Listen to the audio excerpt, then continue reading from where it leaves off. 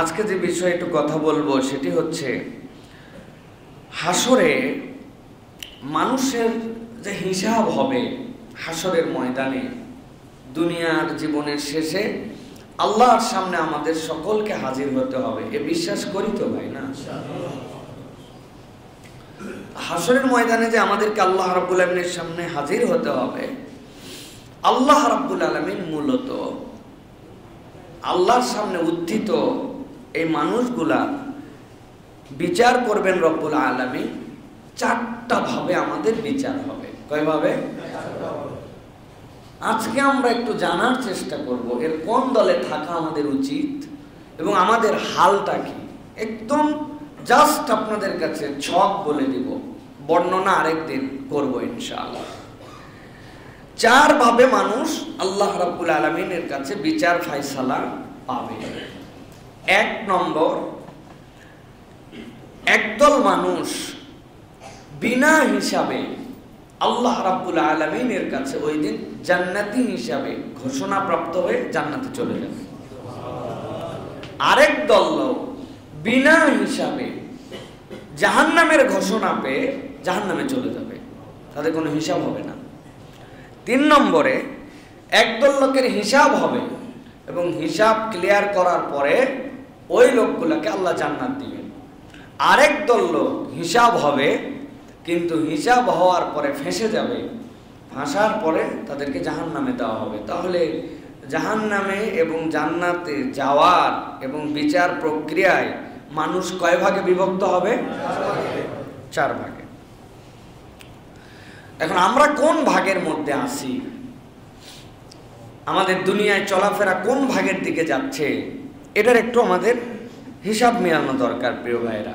প্রথম প্রকার কারা? প্রথম প্রকার হচ্ছে যারা বিনা হিসাবে আল্লাহ রাব্বুল আলামিনের কাছে জান্নাতে চলে যাবে হাসরের ময়দানে উত্থিত হওয়ার পরে। এই শ্রেণীটা কারা? যারা বিনা হিসাবে আল্লাহ রাব্বুল আলামিনের কাছে মাপ পেয়ে যাবে। আল্লাহ রাব্বুল আলামিন কোরআনুল কারীমের মধ্যে এবং নবী করিম সাল্লাল্লাহু আলাইহি ওয়াসাল্লাম হাদিসের মধ্যে তাদের পরিচয় দিয়েছেন। তাদের যোগ্যতাটা ইউনিক, তাদের গুনাহ আছে, তাদেরও ভুল আছে, তারাও চলার পথে বলার পথে অনেক ভুল করছে, কিন্তু এই মানুষগুলো আল্লাহ রাব্বুল আলামিনের কাছে এমন ভাবে তওবা করছে যেন তার আর কোনো গুনাহই নাই। আল্লাহ রাব্বুল আলামিন তার তওবার কারণে তাকে বেগুনা বানায়া বিনা হিসাবে জান্নাতে ঢুকাই দিবে। হাদিসের মধ্যে আসছে এই জন্য আত-তাইবু মিনায-যামবি কামান লা যামবা লাহ, যারা গুনাহ থেকে তওবা করে যেন তাদের গুনাহ নাই। বলেন তো, যেন তাদের মানে গুনাহ আছে কিন্তু তওবার কারণে বুঝাচ্ছে যেন গুনাহ নাই, তার মানে গুনাহ আছে বলেই না তওবা করছে ওরা। আল্লাহ রাব্বুল আলামিন সূরা ফুরকান 70 এবং 71 নম্বর আয়াতের মধ্যে বলেছেন, শর্ত মতো যদি কেউ তওবা করে, তওবাটা যদি শর্তের মধ্যে পড়ে যায়, আল্লাহ যেভাবে বলছেন ওই শর্ত অনুযায়ী তওবা করে কবরে গেছে, আল্লাহ রাব্বুল আমিন তাকে বিনা হিসাবে জান্নাতে দিবেন। আল্লাহ কি বলছেন কোরআনে? ইল্লা মান তাবা ওয়া আমানা ওয়া আমিলা আমালান সালিহান ফাউলাইকা ইউবাদদিলুল্লাহু সাইয়্যাতিহিম হাসানাত। আল্লাহ বলছেন যারা ঈমান আনলো, আমলে সালেহ করলো এবং তওবার হালতে থাকলো, আল্লাহ বলছেন আল্লাহ তাদের যাবতীয় গুনাহগুলোকে হাসানাত দিয়ে, সওয়াব দিয়ে পরিবর্তন করায় দিবেন। আল্লাহ তো আদেল, বান্দার গুনাহ আছে আবার জান্নাতে দিবেন, হলো না? আল্লাহ বলছেন ক্ষমতা আমার কাছে, আমি তার তওবার কারণে এত খুশি যে তার যাবতীয় গুনাহ সবগুলোকে আমি সওয়াবে কনভার্ট করে দিছি, সওয়াবে কনভার্ট করে আমার বান্দাকে আমি মাফ করে দেব। আল্লাহ বলছেন ওয়া কানা আল্লাহু গফুরুর রহিমা। এরপর আল্লাহ বলছেন ওয়া মান তাবা ওয়া আমিলা সালিহান ফাইন্নাহু ইয়াতুবু ইলাল্লাহি মাতাবা। আর যে ঈমান আনার পর আল্লাহর কাছে তওবা করে, আল্লাহ বলছেন আল্লাহর কাছে উত্তম পরিণতি পাবে। মাতাব, রব্বুল আলামিন বলছেন সে ওই হালত ধরে রাখতে পারলে রব্বুল আলামিন তার অতীতের গুনাহ মাফ করবেন। সুবহানাল্লাহ। আল্লাহ রাব্বুল আলামিনের এই আয়াতে কারিমার আলোকে মুফাসসিরিনে কেরাম ব্যাখ্যা করছেন, আল্লাহ যে বললেন যে ইল্লা মান তাবা ওয়া আমানা ওয়া আমিলা সালিহান, এর মৌলিক ভিত্তি কি হবে? মুফাসসিররা বলছেন তিনটা ভিত্তি হবে। ওয়াল্লাযীনা ইউহিদুনাল্লাহ ওয়া লা ইয়াদউনা ওয়া লা ইয়াবুদুনা ইলাহান গায়রাহ। এক নম্বর, আল্লাহর ওয়াহদানিয়াতের ভিতরে সে কারোর সাথে কখনো শিরিক করে নাই। অনেক ভুল করছে কিন্তু তার আমল নামায় শিরিক নাই। দুই নম্বর, ইবাদত একমাত্র আল্লাহ রাব্বুল আলামিনের করেছে। ওয়ালা ইয়াদউনা ইল্লাল্লাহ, আর আল্লাহ ছাড়া জীবনে কখনো কাউকে ডাকে নাই। সুবহানাল্লাহ। ডাকে নাই মানে কি? আমার রিজিকের টানাটানি রাজ্জাকের কাছে বলছি, আমার গুনাহ আমি গফফারের কাছে বলছি, আমাকে কেউ আক্রান্ত করে ফেলছে আমি কাহারের কাছে বলছি, আমি যখন আটকায় গেছি তখন আমি আজিজের কাছে বলছি। সেই রব আল্লাহ রাব্বুল আলামিন ছাড়া কাউকে ওয়াহদানিয়াতে রুবুবিয়াতে শরীক করে নাই, আল্লাহ ছাড়া কারো কাছে ডাকে নাই, আর ইলাহ হিসাবে আল্লাহ ছাড়া কাউকে মানে নাই। এই তিন গুণ আছে যার, তওবার হালতে গেলে রব্বুল আলামিন তাকে বিনা হিসাবে জান্নাতে দিবে। সুবহানাল্লাহি বিহামদিহি। সুতরাং এই একটা গ্রুপ।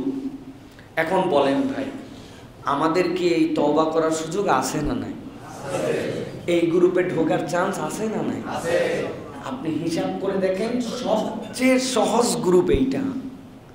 মানে বিনা হিসাবে জান্নাতে যাওয়াটাই সবচেয়ে সহজ। আমার ভুল হয়ে গেছে, হক মতো তওবা করছি। তওবার যেগুলো ক্রাইটেরিয়া আছে, রোকন আছে, আমি আপনাদের কাছে খুতবায় আলোচনা করছি। তওবার রোকন আছে 4টা, সেগুলো আপনাদের কাছে বলেছি। তাওবাতান নাসুহা এর ব্যাখ্যা কি সেটা আপনাদের কাছে বলেছি, আবার জেনে নেবেন। যদি বান্দার হক নষ্ট হয় সেখান থেকে কিভাবে বের হব সেটা জানতে হবে। কিন্তু বান্দা যদি তওবার মতো তওবা করতে পারে, আল্লাহ বলবেন বাকি 3 দিকে যাস না, হিসাব হবে জান্নাত, হিসাব হবে জাহান্নাম, বিনা হিসেবে এত দূর যাওয়ার দরকার নাই। তোমার যত ভুল আছে ফেরত আসো, তুমি তওবা করো, আমি আল্লাহ রাব্বুল আলামিন তোমাকে বিনা হিসাবে জান্নাত দিতে চাই। তাহলে এক গ্রুপ, ভালো করে খেয়াল করেন, সবচেয়ে বেশি আমাদের এই গ্রুপে আসার নিরেট তওবা করে সুযোগ আছে। নামাজ ছিল না, ধরে ফেললাম, আগেরগুলো তওবা করছে, মিথ্যা বলতাম বাদ দিয়ে দিলাম, সুদ ঘুষের সাথে সম্পর্ক ছিল ত্যাগ করে দিলাম, হারাম সম্পর্ক ছিল বাদ দিয়ে দিলাম, পর্দা করতাম না পর্দা করে ফেললাম, চগলখুরি করছি তওবা করে নিলাম, গীবত গিল্লা আর করব না, হারাম বাদ দিয়ে দিলাম, বিনা হিসাবে জান্নাত পেয়ে গেলাম। আপনি কল্পনার মধ্যে নিতে পারতেছেন না রব কি পরিমাণ দয়ালু, যে আল্লাহ আপনার আগের যত গুনাহ সবগুলোকে আল্লাহ আবার সওয়াব দিয়ে দিবে, আল্লাহ এগুলো কনভার্ট করে দিবে। সুতরাং এটা 1 নম্বর গেল। 2 নম্বর, বিনা হিসাবে জাহান্নাম, এর কোনো হিসাব নাই, বিনা হিসাবে জাহান্নামী, ভয়ঙ্কর গুরু। এটার অনেক প্রক্রিয়া আছে, তবে একটা দল যাদের ব্যাপারে আল্লাহ রাব্বুল আলামিন বলছেন ওয়ামান ইয়ারতাদিদ মিনকুম আন দীনিহি ফায়ামুত ওয়া হুয়া কাফির, এই গ্রুপ বড় ভয়ঙ্কর গ্রুপ। আল্লাহ বলছেন যারা দ্বীনের উপরে ছিল, ইসলামের উপরে ছিল, ঈমানের উপরে ছিল, আল্লাহ আল্লাহ রাসূলের বিধানকে পছন্দও করত, কোরআন সুন্নাহ হক এটা জানতো, কিন্তু কি যে ভূত চাপছে তাদের মাথায়। আল্লাহ বলছেন ওয়ামান ইয়ারতাদিদ মিনকুম, এরপরে সে মুরতাদ হয়ে গেছে, আল্লাহর দ্বীন থেকে সরে গেছে, আল্লাহর দ্বীন আর ভাল লাগে না, আল্লাহর বিধান নিয়ে ক্রিটিসাইজ করে, মনে করে আল্লাহর বিধান ব্যাকডেটেড, আগে অত বুঝতাম না তো ওই জন্য ইসলামের পক্ষে ছিলাম, আল্লাহ আল্লাহ রাসূলের বিধান পছন্দ করতাম, কিন্তু মডার্ন ওয়ার্ল্ড এবং আধুনিক বিজ্ঞান দুনিয়াবি আইন চর্চা করে দেখলাম না না না, আল্লাহ এবং তার রাসূলের দেওয়া জীবন বিধান এগুলো ওল্ড।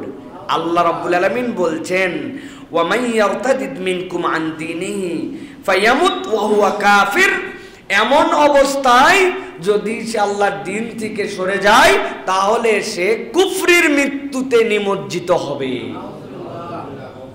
নামাজ পড়ে কিন্তু কিন্তু আল্লাহর আইন পছন্দ করে না, এরকম লোক আছে না? হ্যাঁ, হজ করে খানায় কাবায় যায় বলে হে রব্বুল কাবা তুমি আমাকে মাফ করে দাও, কিন্তু মনে করে যে আল্লাহর দেওয়া জীবন বিধান অনুযায়ী, আল্লাহর দেওয়া অর্থনীতি অনুযায়ী দুনিয়া চলতে পারে না, দুনিয়ায় পুঁজিবাদ লাগে, দুনিয়ায় উমুকবাদ লাগে, এটা মনে করে।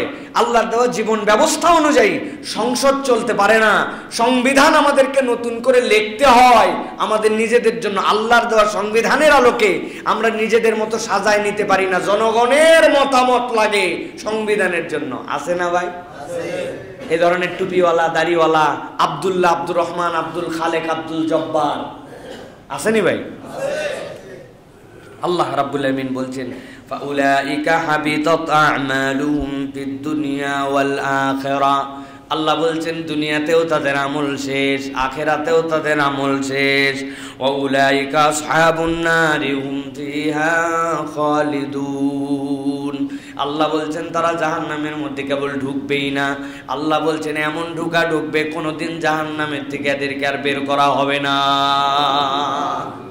কখনো আর তাদেরকে জাহান্নাম থেকে বের করা হবে না। হাবিতাত আমালুহুম, নামাজ তার শেষ, রোজা তার শেষ, যাবতীয় আমল তার শেষ, ভক্কর চক্কর যা করছিল আল্লাহ বলছেন তার সকল আমল নিঃশেষ করে তাকে ডাইরেক্ট জাহান্নামে ঢুকানো হবে। কেননা তুমি আল্লাহর দ্বীনকে অপছন্দ করে আল্লাহর দ্বীন থেকে তুমি মুখ ফিরায় নিছো। প্রিয় ভাইরা, এটা একটা ভয়ঙ্কর গুরু। আল্লাহ রাব্বুল আমিন কোরআনুল কারীমের মধ্যে সূরা বাকারা 217 নম্বর আয়াতের মধ্যে এই বার্তাটা দিয়েছেন। সূরা মায়েদার 53 নম্বর আয়াতের মধ্যে আল্লাহ আরো খোলাসা করে বলছেন যে রব কি তোমার মনে হয় যে তোমার রব তোমাকে জাহান্নামে যাওয়ার জন্য সৃষ্টি করেছেন না, কিন্তু তুমি জাহান্নামে যাওয়ার জন্য উদ্গ্রীব। আল্লাহ বলছেন ওয়ায়াকুলুল্লাযীনা আমানু আহাউলাইল্লাযীনা আকসামু বিল্লাহি জাহদা আইমানিহিম ইন্নাহুম। আল্লাহ বলছেন ওই মানুষগুলা, এই মানুষগুলার ব্যাপারে রব্বুল আমিনের সিদ্ধান্ত কি? আল্লাহ রব্বুল আমিনের সামনে উত্থিত হবে। আল্লাহর সামনে উত্থিত হওয়ার পরে এই মানুষগুলা তাদের অনেক আমল দেখা যাবে অনেক নামাজ, অনেক রোজা, কিন্তু এমনভাবে তারা মুরতাদ হয়ে গেছে, আল্লাহর বিধান নিয়ে তারা তাচ্ছিল্য করেছে, আল্লাহর বিধান থেকে তারা সরে আসছে, আল্লাহর হুকুমের ক্ষেত্রে তারা অবজ্ঞা করেছে। আল্লাহ রাব্বুল আমিন বলেছেন হাবিতাত আমালুহুম ফাসবাহু খাসিরিন, তাদের আমলনামাগুলো সব শেষ করে দেওয়া হবে। ওই দিন তারা ক্ষতিগ্রস্তদের দপ্তরে নিজেদেরকে দেখতে পাবে। অপরাধ কি? অপরাধ হচ্ছে রব্বুল আলামিনের বিধান থেকে মুখ ফিরায় নেওয়া, মুরতাদ হয়ে যাওয়া। আমাদের বাচ্চাদের ব্যাপারে সতর্ক হন। আমাদের অনেক বাচ্চা মুরতাদ হয়ে বসে আছে, আমরা জানি না। আমাদের কথা বলেন, বলছে বহু নামাজ তোমারটা তুমি পড়ো, নামাজ কি পড়ে কি ফায়দা হয় আমার জানা আছে। নাউজুবিল্লাহ বলতেছেন। আমাদের ফ্যামিলির মধ্যে এরকম মেম্বার বসে আছে, যাই দেখেন।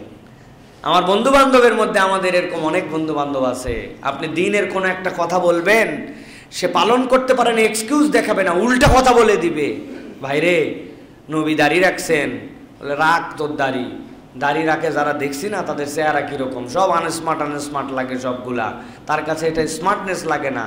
তাও নবীর তরিকায় রাখে না। উমুক প্লেয়ার দাড়ি রাখছে, তুমুক নায়ক দাড়ি রাখছে, ওই স্টাইলে রাখে, ওটা দাড়ি রাখে না, ওটা স্টাইল রাখে। দাড়ি আলাদা, স্টাইল আলাদা। কি ভাই, অপছন্দ করে বসে আছে, ভালো করে বোঝেন। এই জন্য প্রিয় ভাইরা, এই জন্য নবীর তরিকা ঠিক মনে করে না, নবী সাল্লাল্লাহু আলাইহি সাল্লামের পদ্ধতি পছন্দ করে না, আল্লাহর বিধান আগে সঠিক মনে করত, এখন মনে করে না। তিনটা জিনিস মনে রাখবেন মুরতাদ হয়ে যাওয়ার জন্য। নবীর তরিকাকে ঠিক মনে করে না। 2 নম্বর, আল্লাহর বিধান এবং পদ্ধতিকে পছন্দ করে না। আর একটা হচ্ছে রাসূলুল্লাহ সাল্লাল্লাহু আলাইহি ওয়াসাল্লামের দেখিয়ে দেওয়া জীবনযাপন তার ভালো লাগে না। যেই মানুষগুলা উপরে উপরে করতেছে, মুসলমানের ঘরে জন্মগ্রহণ করছে, কিন্তু তারা মুরতাদ হয়ে যেতে পারে। মুরতাদ হলে তার আমলনামা সব বার। আমাদের এ বিষয়ে সব সময় সতর্ক হতে হবে প্রিয় ভাইয়েরা। এটা গেল 2 নম্বর গ্রুপ। এবার 3 নম্বরে হিসাব হবে। হিসাব হওয়ার পরে আল্লাহ তাদেরকে জান্নাত দিবেন। এই মানুষ কারা? এই হিসাব হওয়ার পরে জান্নাতে যাওয়ার ক্রাইটেরিয়া হচ্ছে হিসাব হবে, আমল নামাটা তার ভারী হবে। কথাটা বুঝেন, আমল নামা কি হবে? আমল নামা বেশি হবে না, সওয়াব বেশি হবে না, সওয়াবটা ভারী হবে। সওয়াবটা ভারী হবে কিভাবে? সওয়াবটা ভারী হয় পরিমাণ দিয়ে না। ভালো করে বুঝেন, সওয়াব কখনো পরিমাণ দিয়ে ভারী হয় না। আমরা মনে করি অনেক সময় আমাদের পরিমাণে যত বেশি, আমাদের মনে হয় ওজনে তত বেশি। এটা আমাদের ভুল ধারণা। এই পুরা মসজিদ ভর্তি হাওয়াই মিঠাই যদি দেওয়া হয়, এক মসজিদ ভর্তি হাওয়াই মিঠাই, দেখছেন না চিনির হাওয়াই মিঠাই হয়, এই পুরা হাওয়াই মিঠাই এক ঘর, আর পাশে একটা সিমেন্টের বস্তা, কি মনে হয় ওজন কোনটা বেশি হবে ভাই? পরিমাণ দিয়ে হবে না। এখন আমল নামা ভারী যাদের হবে, তাদের প্রথম গুণ হবে দুনিয়াতে ইন্নী জনান্তু আন্নী মুলাকিন হিসাবিয়া। তাদের ধারণা ছিল যে আল্লাহ যাই করি আল্লাহর সামনে আমাকে দাঁড়াতে হবে, এই ফিলটা হৃদয়ে আছে। আর আমল নামা তার পরিমাণে নয়, ওজনে বেশি। এখন ওজনে বেশি কিভাবে হয়? যাদের আমল নামায় ইবাদত বন্দেগীর সাথে তিনটা বিষয় যুক্ত থাকবে, ওই ব্যক্তিদের আমল নামা ভারী হয়ে যাবে। তাহলে হিসাব হবে, জান্নাতে যাবে। আমল নামাটা পরিমাণ দিয়ে নয়, ভারী হবে। ভারী হওয়ার জন্য শর্ত হচ্ছে তিনটা। কয়টা? কথা বলেন, ভালো করে বুঝেন। এক নম্বর, আপনার আমল নামায় যে আমলই করতেছেন তার সাথে আপনার ঈমান লাগবে। কি লাগবে? নামাজ, কালাম, কুরবানি, দান, সদাকা, মানুষ দেখে অস্থির, কিন্তু ঈমান ভেঙে গেছে, ঈমান বোঝে না, ঈমান নাই। তাহলে অজু ছাড়া যেরকম কোটি রাকাত নামাজ পড়লেও আপনার নামাজের ভ্যালু নাই, ঈমান ছাড়া আপনি দুনিয়া ফাটায় আমল করলেও ওই আমল কখনো ভারী হবে। পরিমাণ অনেক, 50 বছর নামাজ পড়ছে কিন্তু আমল নামায় কিচ্ছু নাই। কেননা তার ঈমান ঠিক হয় নাই। আল্লাহর সাথে তার ঈমানের সম্পর্কটা কি হবে এটা বান্দা বোঝে নাই। তাহলে এক নম্বর বিষয় হচ্ছে যে আমাদের আমল নামায় আমাদের জন্য ঈমান লাগবে। আমাদের অনেক ভাই আছে না ভাই, বলে না যে নামাজ না পড়ি ঈমান ঠিক আছে? পার্টি আছে না? আবার কঠিন কঠিন প্রশ্ন করে না যে হুজুর একজন ঘুষ খায়, সুদ খায়, হ্যাঁ, তারপরে হচ্ছে মিথ্যা কথা বলে, করে আবার নামাজ পড়ে। আরেকজন আছে সুদ ঘুষ খায় না, মিথ্যা কথা বলে না, নামাজও পড়ে না। কোন বেটায় বেশি ভালো? বলে না ভাই, কোনটা ভালো? না না না, দুইটাই সমান না, দুইটার মধ্যে পার্থক্য আছে। আমি আপনাদের কাছে বলেছি, কিন্তু আপনারা বলে ওইটা শুনে বাড়িতে খাইয়ে বাথরুমের মধ্যে ড্রপ করে দিয়েছেন আপনারা। একটা ব্ল্যাকবোর্ডের মধ্যে লেখছে 0 0 0। কয়টা জিরো ভাই? মান কত? কথা বলেন। আরেকটা 0 দিছি, কত? মান কত? 0। এবার একটা 1 চাপছি, 1 লিখছি, লিখে বাম পাশে আছে 4টা 0, মান কত? বাম পাশে আরেকটা 0 দিছি, মান কত? বাম পাশে আরো একটা 0 দিছি, মান? এখন ডান পাশে দিছি একটা 0, 2টা 0, 3টা, 4টা, 5টা, 1 লাখ। ভালো করে বুঝেন, আপনার আমার ঈমান আর সালাতটা হচ্ছে জীবনে এক। আপনি দুনিয়া ফাটায় ফেলতেছেন, আপনার নামাজ নাই, আপনার ঈমান নাই, আপনার এক নাই। আর আপনার অনেক অপরাধ আছে, কিন্তু আপনার যদি এক থাকে, অন্তত একটুকু আছে, একটা ভালো কাজ যুক্ত করবেন, ডানের থেকে বাড়তে শুরু করবে। তাহলে পার্থক্য আছে না? না আছে প্রিয় ভাইয়েরা। এই জন্য প্রিয় ভাইয়েরা, আমল যে ভারী হবে, ওই ভারীর জন্য 1 নম্বর শর্ত ঈমান। 1 নম্বর কি? আল্লাহ রাব্বুল আলামিন কোরআনুল কারীমের মধ্যে এই কথাও বলেছেন, ওয়াকিমিস সালাতা তারাফাইন নাহার ওয়া যুলাফাম মিনাল লাইল ইন্নাল হাসানাত ইউযহিবনাস সাইয়্যাত। আল্লাহ বলছেন এটা এত লাভ, বান্দা তুমি ওই যে সালাত আদায় করো তারাফাইন মিনাল লাইল, রাতের কিছু অংশে যেই সময় সবাই ঘুমায় থাকে, বান্দা দাঁড়াইছে, আল্লাহ বলছে ইন্নাল হাসানাত ইউযহিবনাস সাইয়্যাত, তোমার এই নেক কাজ তোমার লাইফ থেকে তোমার যত খারাপ কাজ এগুলো মুছে দেয়। সুবহানাল্লাহ। এগুলো উপর দিয়ে ঢেকে যায়। পৃথিবীতে মাস্টার কালার আছে অনেকগুলা, যে মাস্টার কালার দিয়ে সব ঢেকে ফেলা যায়। কালো সব ঢেকে দিতে পারবেন আপনি, সব রং ঢেকে দিতে মুছে দিতে পারবেন আপনি, সাদা সব মুছে দিতে পারবেন আপনি, নিচে কি ছিল না ছিল লোক খুঁজে পাবে না, আপনি মুছে ফেলে দিয়েছেন আপনি। আল্লাহ এরকম বলতেছেন তোমার এই ঈমান, তোমার এই সালাত তোমার সব কিছু মুছে দিবে। আমরা 3 নম্বর ক্রাইটেরিয়ার মধ্যে আছি, হিসাব হবে কিন্তু আমলনামা ভারী নাকি, গুনাহ আছে অনেক, কিন্তু আল্লাহ বলছেন ঈমানের সাথে করছে ওইটুকু আল্লাহ রাব্বুল আলামিনের কাছে ভার হবে তখন। 2 নম্বর নিয়ত সহি করতে হবে। আমলে নিয়ত কি করতে হবে? সালাত অনেক আদায় করছে কিন্তু দেখানো ছিল পাবলিকের জন্য। কুরবানি একটা বড় দিছে 10 লাখ টাকা দামের, কিন্তু এটা আল্লাহরে খুশি করার জন্য ছিল না, ওটা লোক দেখানো ছিল। আল্লাহর কাছে এটার কোনো ভ্যালু নাই। শহীদ হয়েছে, শাহাদতের দাম নেওয়ার জন্য এলাকার মানুষ শহীদ বলবে, আল্লাহ বলবেন দুনিয়ায় যা পাওয়ার তুমি পেয়ে গেছো, এখন আমার কাছে আসছো কেন? এই জন্য যে কাজই করি ভাই বিশুদ্ধ নিয়ত, নিয়ত সহি করা। প্রত্যেক দিন 100 বার প্রয়োজনে নিয়ত সহি করা লাগবে, আপনাকে নিয়ত সহি করতে হবে এটার জন্য। প্রিয় ভাইরা, এটা হচ্ছে আপনার জন্য অত্যন্ত গুরুত্বপূর্ণ, আমাদের জন্য অত্যন্ত গুরুত্বপূর্ণ। প্রিয় ভাইরা, এই জন্য আল্লাহ রাব্বুল আলামিন এই যে আমাদের জন্য নিয়ামতটা দিচ্ছেন, এই নিয়ামতটা আল্লাহ রাব্বুল আলামিন বলছেন কোরআনুল কারীমের মধ্যে যালিকা যিকরা লিয-যাকিরিন, এর মধ্যে আমার জাকের বান্দাদের জন্য পাথেয় আছে। আল্লাহ বলছেন এটা হচ্ছে কি?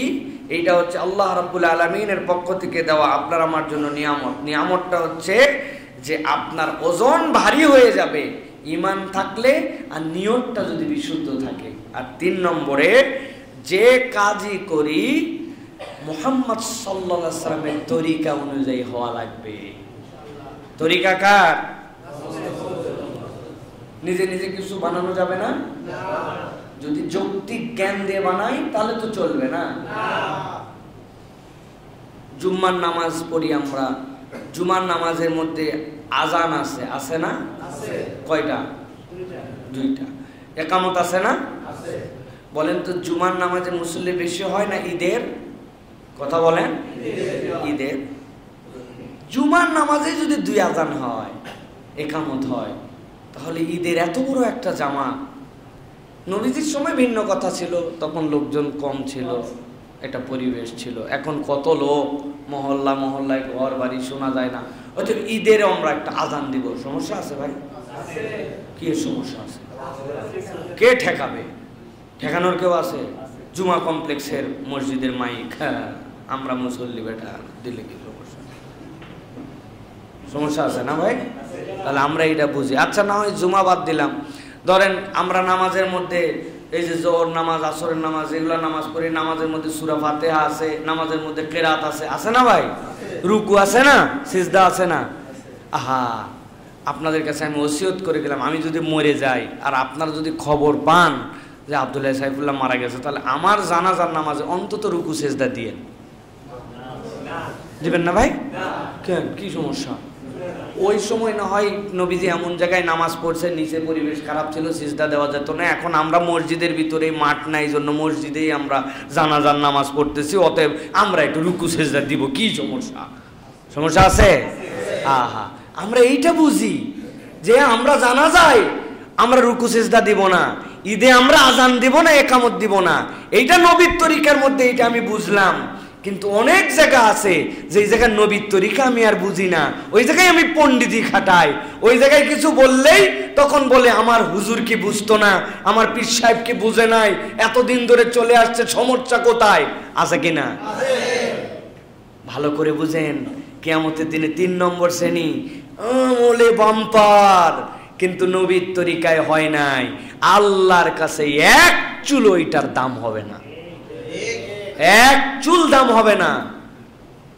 নবীর মহব্বতে আপনি একদম বাম্পার করে ফেলছেন একবারে, আপনি মনে করছেন নবীর মহব্বতের জন্য কোনো তরিকা লাগে না, নবীর মহব্বতের জন্য নবীর দেখানো তরিকা লাগে। ওখানে আপনার আমার বানানো মহব্বত দেখানোর কোনো সুযোগ নাই, এটা বোঝেন। সুতরাং প্রিয় ভাইয়েরা, এই সওয়াব তাহলে পরিমাণ দিয়ে ওজন হবে না, এটা ওজন হবে এই তিনটা: ঈমান, নিয়াত বিশুদ্ধ, নবীর তরিকা। এই তিনটার মধ্যে যে পড়ে যাবে, আল্লাহ রাব্বুল আলামিন ওই বান্দাগুলাকে কবুল করে আল্লাহ বলবেন হিসাব হয়েছে, কিন্তু আমলনামা তোরটা বার করে দিছি বান্দা, আল্লাহ রাব্বুল আলামিন ওই বান্দাকে মাফ করে দিবেন। মাছ, জ্যাঠা মাছ কিনতে পছন্দ লাগে, তাই না ভাই? জ্যাঠা মাছ হাওয়ার উপরে থাকে না পানির মধ্যে থাকে? এখন আপনি বলতেছেন ভাই পানি কিন্তু বেশি দিস না, ও তুলে টুলে মাছ দাড়ি পাল্লা কমায়া মাছ আপনাকে মেপে দিচ্ছে, বলেন তো তারপরেও পানি থাকে না থাকে না? থাকে। আপনি 1 কেজি মাছ নিয়ে নিরেট 50 গ্রাম ওর পেটের মধ্যেই থাকে, নাকের মধ্যেই পানি ঢুকে থাকে, থাকে কিনা? আপনি ইলিশ মাছ কিনতেছেন, অমুক মাছ বরফ দেওয়া আছে, গায়ের মধ্যে লেগে আছে, আপনারে 20 গ্রাম 30 গ্রাম, আপনার ইলিশ মাছ 2000 টাকা কেজি, 2500 টাকা কেজি, কিন্তু ওর সাথে বরফ যার কোনো দাম নাই, ওই বরফ 50 গ্রাম 2000 টাকা কেজির মধ্যে কিনে ফেলছেন আপনি। কি ভাই বাস্তবতা কিনা? বাস্তবতা। মিষ্টির দোকানে গেছেন, মিষ্টি কিনছেন, মিষ্টি আলগা রাখছে, রাস্তার যত ধুলা আল্লাহর দয়ার মধ্যে পড়ছে না ভাই? পরে দেখবেন ওই 2 কেজি মিষ্টির মধ্যে 20 গ্রাম হলেও ধুলা আছে, আপনি ধুলাগুলাও মিষ্টির দরে কিনে ফেলছেন। আল্লাহ বলছেন বান্দা তুই যদি আমার এই 3 তরিকার মধ্যে ইবাদত করে আসতে পারিস, তোর গুনাহগুলা থাকবে, কিন্তু এটার ভার এমন হবে যে আল্লাহ রাব্বুল আলামিন ওইগুলা ভালো দরে ওই সওয়াবের সাথে চালায় দিয়া বান্দা তোর আমলের ভার দিয়া তোকে নাজাত দিয়ে দিবে। কিন্তু তরিকা 3টার মধ্যে থাকা লাগবে, এটা মনে রাখেন, এর বাহিরে কিছু নাই। 4 নম্বরে আল্লাহ রাব্বুল আলামিন কুরআনুল কারীমের মধ্যে এই বিষয়ে বিস্তারিত কথা বলেছেন, এগুলো আমার কথা না, আল্লাহ বলছেন ফাআম্মা মান সাকুলাত মাওয়াজিনুহু ফাহুয়া ফি ঈশাতির রাদিয়া। আল্লাহ বলছেন ওজন যদি ভার হয় আমি তোমাকে ভালো জায়গায় রাখবো। ঈশাতির রাদিয়া মানে আল্লাহ জান্নাতে ঢুকাই দিবেন। আল্লাহ এরপরে বলেছেন ওয়াস সামাআ রাফাআহা ওয়া ওয়াদাআল মিজান আল্লা তাতগাউ ফিল মিজান ওয়া আকিমুল ওয়াজনা বিল কিসতি ওয়া লা তুখসিরুল মিজান। আল্লাহর মিজান দুনিয়ার মতো ধান্দাবাজি নয়, অতএব তুমি মনে করো না কলে বলে কৌশলে পার করে যাব, কোয়াইট ইম্পসিবল। অতএব আল্লাহর কাছে আমার যদি ভুলও হয়, সেই ভুল আল্লাহর কাছে পারপর একটা রাস্তা আছে, যদি এই 3 তরিকার মধ্যে থেকে ঈমান বিশুদ্ধ রাখতে হবে, বারবার নিয়তকে শুদ্ধ করতে হবে, আমি কেন কি জন্য আমল করতেছি, এটার আসল উদ্দেশ্য কি, এটা মনে রাখতে হবে। এই জন্য বুজুর্গানে দিন একটা কথা বলেন, আল্লাহ বলেছেন না ওয়ামা খলাকতুল জিন্না ওয়াল ইনসা। অনেকে বলছেন ইল্লা, আল্লাহর ইবাদতের কি দরকার, আল্লাহর কোন ইবাদতের দরকার আছে? না, পুরো পৃথিবীর মানুষ ইবাদত বাদ দিয়ে দিল, কিচ্ছু যায় আসে না আল্লাহ। ওনারা বলছেন আল্লাহ ইল্লা লিয়াবুদুন দ্বারা মূলত বুঝিয়েছেন ইল্লা আশিকুন, আল্লাহর আশিক কারা, আল্লাহকে মহব্বত করে কারা ইবাদত করতেছে, আল্লাহ বান্দার এই মহব্বতের সাদাকাটা নিতে চান। আল্লাহর ইবাদতের দরকার নাই, পুরা পৃথিবীর মানুষ যদি ইবাদত না করে দরকার নাই। ফেরেশতা সিজদা করে কিনা? কিন্তু ফেরেশতা কিরকম সিজদা করে? ফেরেশতার সিজদা হচ্ছে খুলুকি সিজদা, ওর সিজদা মেকানিজমের মধ্যে ঢুকায় দেওয়া আছে। আপনি সুইচ চাপবেন, ফ্যান ডান থেকে বামে ঘুরবে, উল্টা ঘুরবে না, ওটা সুইচে প্রোগ্রামিং করা। এই লাইটের সুইচে চাপ দিয়েছেন ও সাদা আলো বের করবে, প্রোগ্রামিং করা। এইটা দিচ্ছেন এটা ওয়ার্ম কালার বের করবে, এটা প্রোগ্রামিং করা। 1 2 3 চাপ দিচ্ছেন 3 বার, ফ্যান আস্তে ঘুরবে, মাঝারি ঘুরবে, জোরে ঘুরবে, প্রোগ্রামিং করা। ফেরেশতার সিজদা প্রোগ্রামিং করা, মানুষের সিজদা প্রোগ্রামিং করা নয়, মানুষের সিজদা মুহাব্বতের সাথে যুক্ত করা। আল্লাহ এই জন্য বান্দার একটা সিজদা আসমান জমিনের সকল কিছুর থেকে দামি আল্লাহর কাছে। আমার বান্দাকে আমি প্রোগ্রামিং করে দেই নাই, বান্দা মহব্বতে রবের প্রতি সন্তুষ্ট হয়ে আল্লাহর নির্দেশ ফলো করে সিজদা দিছে। সুবহানাল্লাহ। এই জন্য ইল্লা লিয়াবুদুন, একমাত্র আমাদেরকে আল্লাহ রাব্বুল আলামিন সকল সৃষ্টির উপরে দাম দিয়েছেন। প্রিয় ভাইরা, 4 নম্বর দল কারা? হিসাব হবে তারপরে জাহান্নাম। সবচেয়ে ভয়ঙ্কর দল 2 আর 4। 2 আলারা তো গেছে গা, কিন্তু 4 আলাদের সাথে আল্লাহর বোঝাপড়া আছে। তাদের কি হবে? তাদের গুনার ওজন পরিমাণে বেশি নয়, ওই পরিমাণের খাওয়া নাই, এই জায়গাতে ওজনে ভারী। গুনাহ কিসে ভারী? কথা বলেন। ওজনে ভারী, বোঝার বিষয় আছে। ওজনে ভারী। অপরাধ কি? অনেক গুনাহ করছে, অনেক গুনাহ, পরিমাণ অনেক। কিন্তু আল্লাহ রাব্বুল আলামিন ওই যে আগে বলছেন ওইগুলো আল্লাহ মাফ করে দিতে পারেন, কিন্তু এদের ওজন ভারী হয়ে গেছে একটা অপরাধের কারণে। একটা অপরাধে এই মানুষগুলার ওজন ভারী হয়ে গেছে। অপরাধটা হচ্ছে অবহেলা, অবজ্ঞা। কি বলেন? ভালো করে বুঝেন। একজন অসুস্থ, সালাত আদায় করতে পারে নাই। একজন বেকায়দায় পড়ে গেছে, সালাত আদায় করতে পারে নাই। একজন ভুলে গেছে, সালাত আদায় করতে পারে নাই, বুঝানোর জন্য বলছি। আরেকজন অফুরন্ত ফুরসাত, আজান হইছে, শুনছে, কাজ নাই, যাইতে পারে নামাজের জন্য, নামাজের বুঝও আছে, কিন্তু মসজিদের পাশে চায়ের দোকানে বসে আছে। রাখ না, যাদের পড়ার তারা পড়ুক। এই পার্টি আছে কিনা? আছে। মানে কি? কোটি কোটি কোটি কোটি কোটি কোটি এই পার্টি। অবজ্ঞা, অবহেলা, এই পার্টি যারা, তাদের আমল নামা এমন গুনাহে ভার হবে কল্পনাই করতে পারবে না তারা।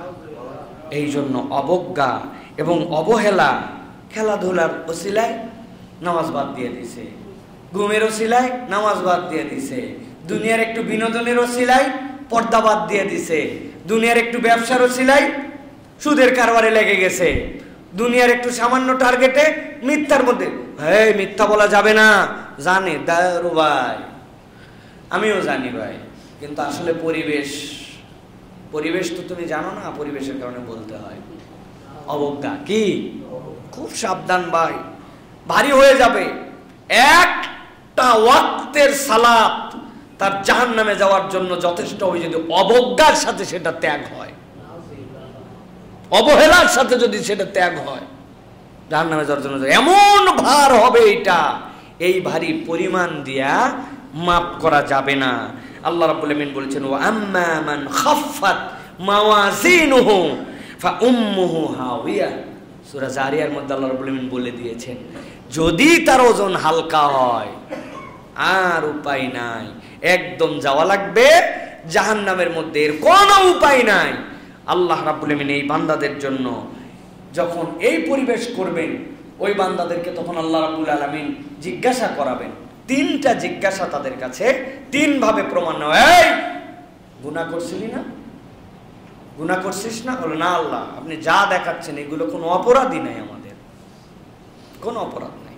আল্লাহ কোরআনে বলতেছেন, আমার কথা নয়। আল্লাহ তখন 3 ভাবে এই বান্দাদের প্রমাণ নেবেন। এটাই সবচেয়ে ডেঞ্জারাস, কারণ সে বাঁচার জন্য আরেকবার ফেঁসে যাবে, 2 বার ফেঁসে যাবে সে। আল্লাহ রাব্বুল আলামিন বলছেন, 1 নম্বর জমিনকে দিয়ে সাক্ষ্য নেওয়াবেন। আল্লাহ কোরআনে বলেছেন, ইয়াউমা ইযিন তুহাদ্দিসু আখবারাহা বিআন্না রাব্বাকা ওয়াহালাহা। আল্লাহ বলবেন, তোমরা থেমে যাও, এবার জমিন বলতে শুরু করো। কোন জায়গায় অপরাধ করছিল, কোন জায়গায় মিথ্যা সাক্ষী দিয়েছিল, কোন জায়গায় বসে বিচার করেছিল, বিচার করে করে আলেমদের নামে ভুয়া ভুয়া রায় লিখছিল, তার এজলাস, তার জমিন, তার কোর্ট, তার জমিনের মধ্যে যেই জায়গায় যে ছিল সবগুলা তখন ওই বান্দার বিপক্ষে সাক্ষ্য দিবে। মিথ্যা কথা বলি নাই, জমিন বলবে রব্বুল আমিন এই জায়গায় বসেছিল, অমুক জায়গায় গিয়েছিল, তার জমিন তার বিপক্ষে সাক্ষ্য দিয়ে দিবে। আল্লাহ বলছেন ওই দিন তখন বান্দার সামনে সাক্ষ্য চলে আসবে। আল্লাহ বলছেন বিআন্না রাব্বাকা আওহালাহা, তার প্রত্যেকটা হালত আল্লাহ রব্বুল আমিনের কাছে জমিন বলে দিবে। তখন সেই বান্দার আর কিছু বলার থাকবে না। সাথে সাথে আল্লাহ বলবেন 2 2 নম্বর তার প্রক্রিয়া কি হবে? আল্লাহ তার জন্য দ্বিতীয় প্রক্রিয়ার ব্যাপারে বলছেন, আল ইয়াউমা নাখতিমু আলা আফওয়াহিহিম ওয়া তুকাল্লিমুনা আইদিহিম ওয়া তাশহাদু আরজুলুহুম বিমা কানু ইয়াকসিবুন। রব তার মুখ বন্ধ করে দিবেন, হাত বলে দিবে, তার কান বলে দিবে, তার চোখ বলে দিবে, তার নখ যেটা দিয়ে মোবাইল ডানে বামে ঠেলছিল ওইটা বলে দিবে, তার পা বলে দিবে রব্বুল আলামিন তোমার বান্দা এই গুনাহ এই জায়গায় করছিল। আল্লাহ বলবেন একটু আগে না বলছিলাম তোরে যে তুই বলছিলি না আমি এইগুলা করি নাই। প্রথমে জমিন স্থান সাক্ষ্য দিয়ে দিবে, এরপরে হাত পা পেট তার সাক্ষ্য দিয়ে দিবে। আল্লাহ বলছেন এরপরে 3 নম্বরে যখন তাকে বলা হবে ইকরা কিতাবাক কাফা বিনাফসিকাল ইয়াউমা আলাইকা হাসিবা, ওইটা বলার সাথে সাথে একদল ফেরেশতা আসবে, আসার পরে তার হাতটুকুকে নিবে, বাম হাত, এই হাতটুকুকে মচড়ায় দিবে, দেওয়ার পরে পিছন দিক থেকে পিঠকে ভেদ করে বক্ষ ভেদ করে তার এই কলিজার ভিতর দিয়ে সামনে দিকে হাত নিয়ে আসা হবে। এই শাস্তিটুকুই তার এমন শাস্তি হয়ে যাবে, সাথে সাথে আল্লাহর কাছে বলবে রব্বুল আমিন আমার মৃত্যু দিয়ে দাও, কিন্তু মৃত্যুকে জবাই করে দেওয়ার পর আর মৃত্যু আসবে না। এরপরে তার বাম হাতে আমলনামা দেওয়া হবে, ইকরা কিতাবাক সকলকে বলা হবে না, এই 4র্থ শ্রেণী যাদের জাহান্নামে যাওয়ার আগে তার কিতাব পড়তে বলা হবে। এরপরে সে পড়ে পড়ে বলবে হায় হায় অস্বীকার করছি, অথচ ছোট থেকে ছোট কোনো বিষয় এখানে বাদ নাই। এটা যাদেরকে বিনা হিসেবে জান্নাত দেওয়া হবে তাদেরকে পড়ানো হবে না। আমরা মনে করি সবাইকে কিতাব পড়তে দেওয়া হবে না, বিনা হিসাবে জাহান্নাম পড়ানো হবে না, একটু হিসাব করে জান্নাতে ঢুকানো হবে। আল্লাহ যাদের ওজন বাড়ায় দিবেন তাদেরকেও না, এই পার্টিকে পড়ানো হবে যে আমি রব তোমার সাথে বেইনসাফ করছি না, তোমার সাথে যা হিসাব সবগুলি। মজার বিষয় হচ্ছে কিতাব পড়বে কিন্তু পড়ার পরেও তাদের মুখ বন্ধ হবে না, তারা রব্বুল আমিনের কাছে বলতে শুরু করবে ও ক্বালু রব্বানা ইন্না আতানা সাদাতানা ওয়া কুবারানা ফাআদাল্লুনা সাবিলা রব্বানা আতিহিম দি'ফাইনি মিনাল আযাবি ওয়ালআনহুম লা'নান কাবীরা। সূরা আহজাবের 67 নম্বর আয়াত আল্লাহ বলছেন, ওরা বলবে রব্বুল আমিন আমরা এমনি এমনি এগুলো ভুল করি নাই, আমাদের লিডার যারা ছিল, আমাদের নেত্রী আমাদেরকে নির্দেশ দিয়েছিল গুলি কর। আমাদের লিডার বলেছিল যে সমাজের মধ্যে প্রভাব প্রতিপত্তি রাখতে হলে একটু এরকম পাওয়ার নিয়ে ঘুরতে হয়। আমার কথা নয়, আল্লাহ বলছেন ক্বালু রব্বানা ইন্না আতানা সাদাতানা ওয়া কুবারানা। বড়রা বলেছিলেন, কারা বলছে? বড়রা বলছে আমাদেরকে, বড়রা। আল্লাহ বলতেছেন যখন এই কথা বলবি, বলার পরে বলবে আল্লাহ আমাদেরকে যা শাস্তি দাও দাও, ওদেরকে আমাদের থেকে দ্বিগুণ শাস্তি দাও, আর তাদেরকে তোমার পক্ষ থেকে লানত দাও। এই কথা বলেও কিন্তু পার পাওয়া যাবে না যে উমুকে বলেছিল তুমুকে বলেছিল। এই জন্য সালাফরা বলছেন তোমার যেই নেতা নেত্রী আল্লাহর বিরুদ্ধাচরণ করতে বলে, দুনিয়াতে এসে তোমার নেতাই হতে পারে না, সে তোমার নেতাই হতে পারে না। আজান হয়ে যায় তাও তোমাকে মিছিল বন্ধ করতে বলে না, সে কিসের লিডার তোমার? যেই মিছিলে তুমি আল্লাহু আকবারের স্লোগান দিতে পারো না, সেটা কিসের দল তোমার?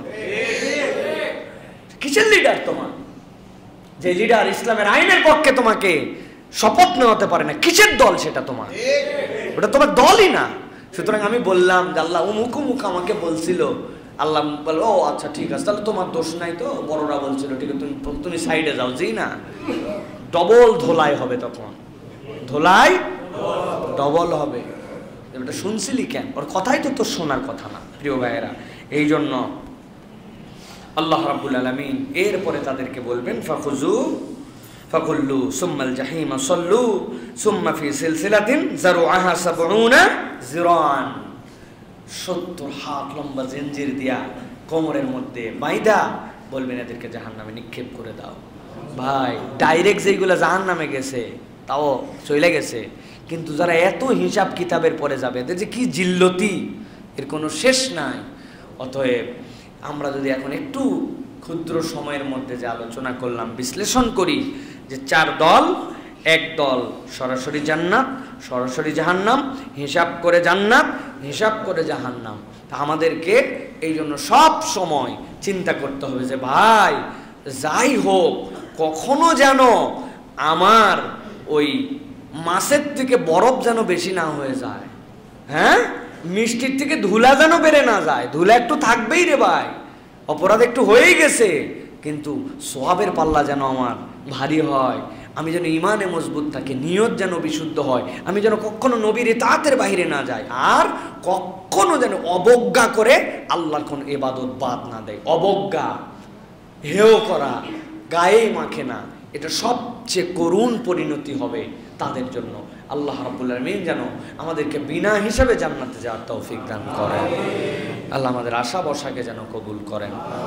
আপনারা যারা আসছেন কষ্ট করে কথা শুনলেন, আবারও আপনাদের প্রতি কৃতজ্ঞতা। আমার পরিবারের জন্য আপনাদের কাছে খাস করে আবার দোয়া চাচ্ছি। আল্লাহ রাব্বুল আলামিন যেন আমাদের সকলকে তার দ্বীনের উপরে চলার তৌফিক দান করেন। বাচ্চাগুলো একটু আহত সামগ্রিকভাবে, তাদেরকে যেন আল্লাহ রাব্বুল আলামিন দ্রুত শেফায়ে কুল্লে আজেলা দান করেন। বিশেষ করে ছোট মানুষ হিসেবে তারা এত ভয় পাইছে, যেই ভয়টা তাদের মানে তারা কিভাবে চলতেছে এটা তাদের মাথার মধ্যে নাই, আসলে একটা ট্রমার মধ্যে চলতেছে, যে কিভাবে সম্ভব, ভয় পেয়ে গেছে তারা, ফ্যামিলি ভয় পেয়ে গেছে। আর অনেকেই আলহামদুলিল্লাহ আমাদের জন্য দোয়া করেছেন, আপনাদের কাছে আবারও কৃতজ্ঞতা জানাচ্ছি এবং আবারও আপনাদের কাছে ক্ষমা চাচ্ছি যদি আমার কোনো আচরণ, কথা, লেনদেন, বিভিন্ন কিছুতে আমার ভুল হয়েছে আমি জানি। আপনার আল্লাহর ওয়াস্তে আমাদেরকে ক্ষমা করে দিবেন প্রিয় ভাইরা। আল্লাহ রাব্বুল আলামিন যেন আমাকেও আমার চোখ যেটা সমস্যা এটা সহ দ্রুত আরোগ্য দান করে আল্লাহ রাব্বুল আলামিনের যে খেদমত করি সেই খেদমতে যেন আবার জড়িত হওয়ার তৌফিক দান করেন। আল্লাহ রাব্বুল আলামিন আপনাদের সকলকেও দ্বীন ইসলামের উপরে থাকার তৌফিক দান করেন।